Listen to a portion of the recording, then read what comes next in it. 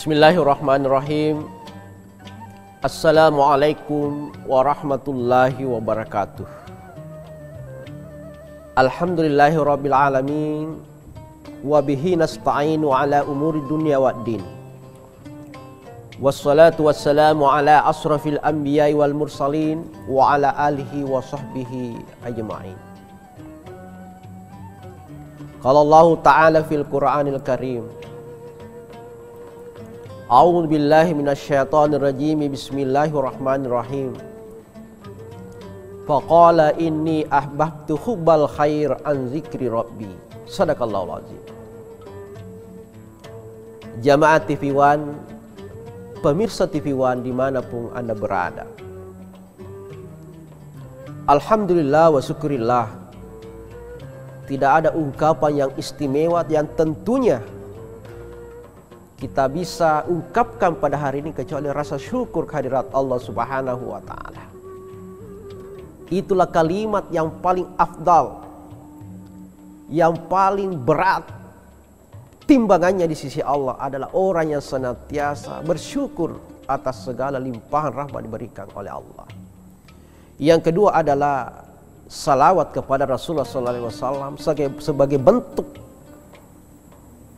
rasa cinta kita, rasa sayang kita kepada baginda Nabiullah Muhammad SAW. Pada kesempatan ini, Rasulullah SAW kita pahami ketika Allah Subhanahu wa Ta'ala mengutus Rasulullah di muka bumi ini dengan memberikan syariat untuk disampaikan kepada seluruh manusia. Tanya bawa selenge, bukan hanya untuk orang Islam saja, bukan hanya untuk manusia saja, tapi seluruh alam semesta, rahmatan lil alamin. Ada 3 syariat yang dibawa oleh Rasulullah SAW, dan ini harus kita miliki dan wajib kita miliki sifat ini. Yang pertama adalah akidah, yang kedua adalah syariat, dan yang ketiga adalah akhlak. Yang pertama adalah akidah, yang dibawa Rasulullah SAW ketika diamanahkan oleh Allah Subhanahu wa Ta'ala untuk menyampaikan risalah kepada manusia oleh Allah Subhanahu wa Ta'ala. Maka yang pertama-tama disampaikan oleh Rasulullah adalah tentang akidah. Selama kurang lebih 23 tahun Rasulullah SAW berdakwah, 13 tahun di Mekah, 10 tahun di Madinah. Ketika berdakwah di Mekah, Rasulullah menghabiskan waktu 13 tahun hanya untuk berdakwah tentang akidah. Kenapa dengan akidah, jamaah? Magina yero akidah tauhid malade yero Nabi tak sampaikan. Dia sampaikan kepada umatnya dan sampaikan kepada sahabatnya. Karena akidah itu yang menentukan segala aktivitas kita. Kapan akidah kita rusak, maka segala amalan-amalan kita akan rusak. Oleh karena itu yang pertama-tama yang diperbaiki Rasulullah adalah akidah para sahabat, akidah kaum muslimin, supaya tidak terpengaruh oleh hal-hal yang tidak diharapkan, yaitu menyembah berhala. Coba kita lihat bagaimana Ammar bersama keluarganya disiksa, Pak. Dia disiksa, bahkan dibunuh kedua orang tuanya. Diseret menggunakan kuda. Maka terpercalah, berserakanlah tubuh orang tuanya. Hanya untuk apa? Untuk mempertahankan keimanannya. Yekoi di mapakuro iman rasa nih pasti makanan dia taruh ayak mesu seleng. Kenapa? Nah, sebab keimanan kita belum terpatri dalam hati kita. Ya. Bagaimana seorang Bilal, sahabatnya Rasulullah, itu kan asalnya Rasulullah ketika dia belum dibeli oleh Abu Bakar Siddiq, disese ke Punggawana, dia disiksa oleh tuannya, bahkan dibawa di tengah-tengah padang pasir di siang hari, ditendrek batu lopoh, ditendrek batu Pak, tendrek batu. Apakah dia meninggalkan akidahnya? Tidak. Kenapa? Sudah disuntik oleh Rasulullah bagaimana mempertahankan akidah itu. Nasenge ogie makan maka sitodo nak puang Allah Ta'ala. Aku maka sini todo tak puang Allah Ta'ala. Apapun yang datang, pasti kita akan mempertahankan apa yang kita miliki. Ya no riasa burane. Apa ini nampaki yang camatu. Tapeloni mesu seleng. Nampaki yang Indomie mesu ni seleng. Nampaki yang bahan bakar yang apa namanya itu Indomie satu kardus sudah keluar Islam. Kita menjual agama kita. Padahal kita lihat sama Rasulullah matenda itu don Allah Ta'ala, dia disiksa seperti itu tidak menggoyahkan keimanannya. Ya. Nah, oleh karena itu hal ini harus kita jadikan sebagai sebuah patokan bahwa untuk senantiasa menjaga keimanan kita kepada Allah Subhanahu wa Ta'ala. Ya. Ini yang pertama adalah Rasulullah Shallallahu Alaihi Wasallam membawa akidah untuk kita perbaiki supaya apa? Supaya lebih dekat kepada Allah Subhanahu wa Ta'ala.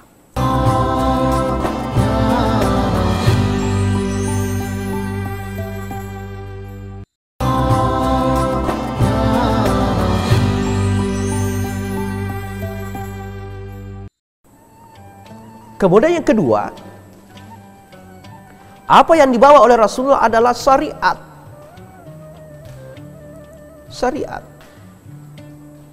Apa itu syariat? Adalah sebuah amanah yang diberikan oleh Allah kepada kita.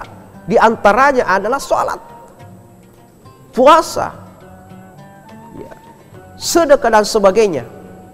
Itu adalah syariat yang dimanahkan oleh Allah Subhanahu wa Ta'ala. Terutama sholat kita. Terutama sempajata Pak. Ya, sempajata.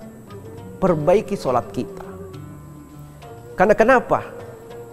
Sholat itu awwalu yuhasabu bihi yaumal qiyamah, abadi yaumal qiyamah. Amalan yang pertama yang dihisap nanti di akhirat. Yang pertama-tama dihitung, yang pertama-tama diperiksa oleh Allah. As-shalah.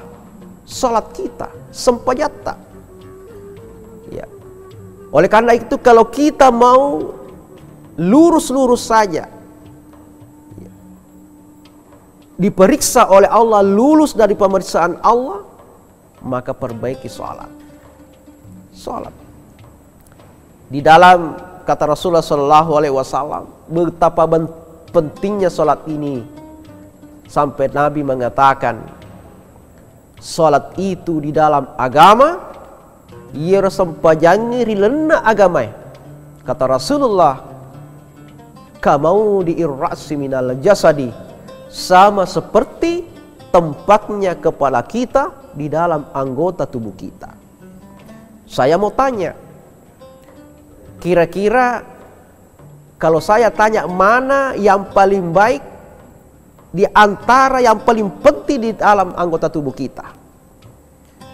Ya, tentu kita akan mengatakan kepala. Kenapa? Kalau kita tidak punya kaki, tidak punya tangan, kita masih bisa hidup karena kita punya kepala. Tapi coba tak lengkap, kita punya kaki, angka ajeta, angka jarita, kita punya tangan, tapi tidak ada kepala kita. Bagaimana? Ya. Apakah kita masih bisa dikatakan sebagai manusia? Tidak. Tidak, Pak. Oleh karena itu, maka penting kata Rasulullah untuk kemudian menunaikan ibadah yang namanya sholat. Karena pentingnya sholat itu diibaratkan bahwa orang yang tidak sholat, todena sempajang, makutu pesuju ulun nariolona pungala ta'ala, malas untuk sujud di hadapan Allah. Kata Rasulullah, pada dasarnya, hakikatnya, dia orang tidak berkepala. Dega agak ulunna.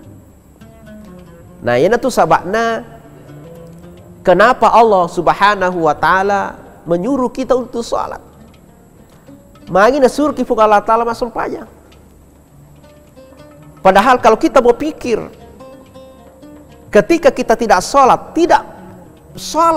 dia itu mas sempajang, itu kemudian tidak mengurangi kekuasaan dan kebesaran Allah. Seluruh alam semesta ini tidak ada yang menyembah Allah. Seluruh isi alam semesta ini tidak ada yang sujud kepada Allah. Maka itu tidak mempengaruhi posisi Allah, mempengaruhi kebesaran Allah. Tapi kenapa Allah menyuruh kita untuk sholat? Allah ingin memanusiakan kita. Loi pantaji tauki fungala ta'ala. Karena orang itu ada orang engkau tahu, engkau rufa tahu. Dalam bahasa Bugis, rufa tahu artinya rupanna mi tahu, tapi sifat-sifatnya tanya tahu. Artinya mukanya hanya manusia, tapi akhlaknya tidak bersifat seperti manusia yang berakhlak. Sehingga kita disuruh untuk sholat supaya kita menjadi manusia yang seutuhnya, yaitu punya kepala. Maka itulah Allah menyuruh kita untuk sholat. Ya, aqimis sholah li zikri, sholatlah untuk mengingat saya. Ya. Ada satu persoalan, ada satu kisah seorang hamba Allah, yaitu Nabi Sulaiman alaihissalam. Magi Nabi Sulaiman pernah suatu ketika, karena menurut riwayat, Nabi Sulaiman itu hobi dengan kuda. Hobinda Nabi Sulaiman parakinyaran. Sehingga riwayat mengatakan kurang lebih 20.000 kudanya Nabi Sulaiman. Dan itu adalah kuda terbaik. Kuda yang terbaik. Dan itu yang dipakai sebagai kendaraan untuk melaksanakan aktivitasnya. Tapi pernah suatu ketika, engkau nasewatu Nabi Sulaiman, ya, engke jokke kunyaranna, dia datangi kudanya, kemudian dia pelihara kudanya, sehingga dia lupa untuk menunaikan tugasnya sebagai seorang hamba, yaitu sholat. Jadi setiap nabi dan rasul itu ada amanah untuk melakukan sholat, meskipun itu berbeda-beda cara aplikasinya, beda-beda cara nama sempajang. Tapi ia ruwet naluhe mas sempajang Nabi Sulaiman. Maka apa yang terjadi, pemirsa? Nabi Sulaiman menyembelih nagere mana nyaranna. Apakah kita bisa seperti itu? Dia sembelih seluruh kudanya. Nagere mana nyaranna. Kenapa? Gara-gara kuda ini sehingga saya lupa kepada Allah. Itulah tadi yang diabadikan oleh Allah dalam Al-Quran. Inni ahbabtu hubbal khair. Rasa cintaku kepada hal yang baik, rasa cintaku kepada hobi, kuda dan sebagainya, sehingga aku lupa mengingat Allah, lupa salat, menjalankan amanah dari Allah Subhanahu wa taala. Sehingga dengan itu nagere mana nginyaranna, dia sembelih seluruh kudanya. Karena kenapa? Buat apa saya memiliki kuda kalaupun kuda itu membuat saya lupa kepada Allah? Ya, menurut riwayat dia sembelih semua. Sehingga apa yang terjadi? Karena Nabi Sulaiman dia menyembelih kudanya karena Allah, ikhlas karena Allah, maka digantikan oleh Allah kendaraan yang paling terbaik yang pernah ada. Apa itu? Ditundukkan dia angin untuk menjadi kendaraannya.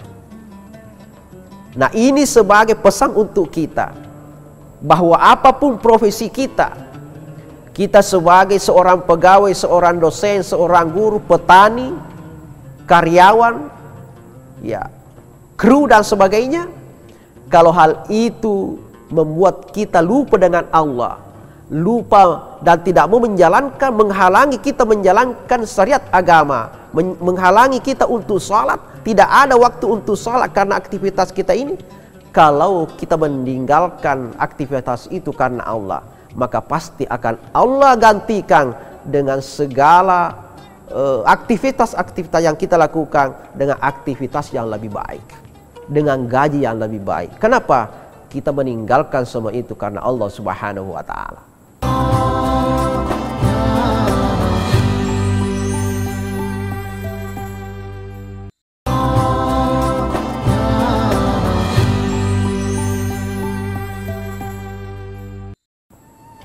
Nah, oleh karena itu, sebagai orang yang beriman, tentunya kita harus senantiasa mendahulukan sholat. Apapun aktivitas kita, maka jangan pernah lupa kepada Allah. Ya, jangan pernah lupa kepada Allah. Karena inilah kata Rasulullah, as-salatu miftahu kulli khair. Ya, bahwa sholat itu adalah kuncinya surga. Maka ketika kita memiliki sholat, sudah menunjukkan sholat dengan baik, pada hakikinya kita sudah memiliki pintu, memiliki kunci untuk masuk surga Allah Subhanahu wa Ta'ala. Kemudian yang ketiga, ya, kemudian yang ketiga, bahwa untuk kemudian melakukan apa yang disebut dengan persoalan-persoalan, menyelesaikan persoalan kita yang dibawa oleh Rasulullah SAW itu, nomor satu tadi adalah Rasulullah menyelesaikan atau Rasulullah membawa untuk menyelesaikan persoalan kita dengan akidah, perbaiki akidah. Yang kedua adalah syariat, dan yang ketiga adalah akhlak. Ya, akhlak. Ketika kita punya akidah yang baik, kita sudah punya pengamalan syariat yang bagus, maka yang ketiga yang harus kita miliki adalah akhlak. Kalau kita punya akidah yang bagus, syariat yang bagus, tapi kita tidak punya akhlak, degaga apa kiade ta'rifadat tarufatau. Kita tidak pandai, tidak suka menghormati orang lain, tidak mau menghormati orang lain, maka itu sebenarnya adalah sesuatu yang sangat fatal. Ya, fatal sekali. Maka akhlak itu yang didahulukan oleh Rasulullah. Ketika berdampingan kebenaran dengan akhlak, maka Rasulullah SAW selalu mendahulukan akhlak. Ditanya Aisyah, wahai Aisyah, bagaimana akhlaknya Rasulullah? Apa kata istrinya Rasulullah Aisyah? Inna khuluquhul Quran. Bahwa akhlak Rasulullah itu adalah Al-Quran. Al-Quran. Ada satu kisah yang saya mau sampaikan sebagai bentuk bagaimana Rasulullah mengedepankan akhlak. Sebelum Rasulullah SAW meninggal, ada kebiasaan Rasulullah, yaitu pergi pada suatu tempat memberi makan kepada orang Quraisy yang kafir, buta lagi, buta tofa. Ya, di pinggir pasar kota Mekah, di situlah dia selalu berdiri, duduk. Dia sudah orang tua, tapi setiap hari, setiap kesempatan, pagi, siang, sore, Rasulullah SAW selalu datang untuk kemudian memberikan makan. Arena joko panre. Ya. Ketika sudah disuap oleh Rasulullah, pura di panre-panre madecing, sudah disuap dengan baik oleh Rasulullah. Ya. Orang ini berdiri, tetosi gora, dia berteriak, wahai orang yang lewat, jangan sekali-kali berteman dengan Muhammad. Jangan sekali-kali mengajak berteman Muhammad itu, karena Muhammad itu seorang pembohong. Muhammad itu seorang pendusta.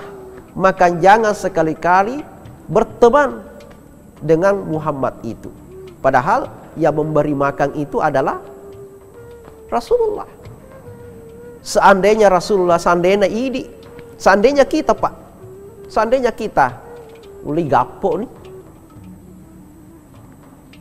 mungkin kita pukul, tapi Rasulullah ternyata punya akhlak yang sangat luar biasa. Ya, luar biasa akhlak Rasulullah. Dia kemudian hanya tersenyum melihat orang buta ini yang berdiri tadi. Ya, kemudian Rasulullah pulang. Sehingga pada suatu ketika kematian Rasulullah datang Abu Bakar ingin menyampaikan, memberi makan kepada orang buta ini. Karena dia sudah melapor kepada istri Rasulullah Aisyah bahwa apa yang dikerjakan Rasulullah yang kemudian disukai Rasulullah pada masa hidupnya. Sehingga dia kemudian mendatangi untuk memberikan makan kepada dia seperti Rasulullah. Tapi apa yang terjadi? Ditolak oleh orang buta ini. Maka tannya ikuti malaikat nan remagai, tidak sebegitu halus memberikan sesuatu makanan. Apa kata Abu Bakar? Bahwa orang yang memberimu makan itu adalah Muhammad mate dendre. Maka menangislah orang ini. Ternyata selama ini yang dia hina, yang dia caci adalah Muhammad yang selalu memberi makan. Maka masuklah ke Islam gara-gara akhlak Rasulullah. Jamaah TV One atau pemirsa TV One dimanapun Anda berada, sebagai kesimpulan bahwa pada dasarnya Rasulullah Shallallahu Alaihi Wasallam diberi amanah oleh Allah Subhanahu Wa Taala sebagai seorang Rasul. Dia adalah Rasul pertama, dia adalah Rasul terakhir, penutup Nabi dan Rasul.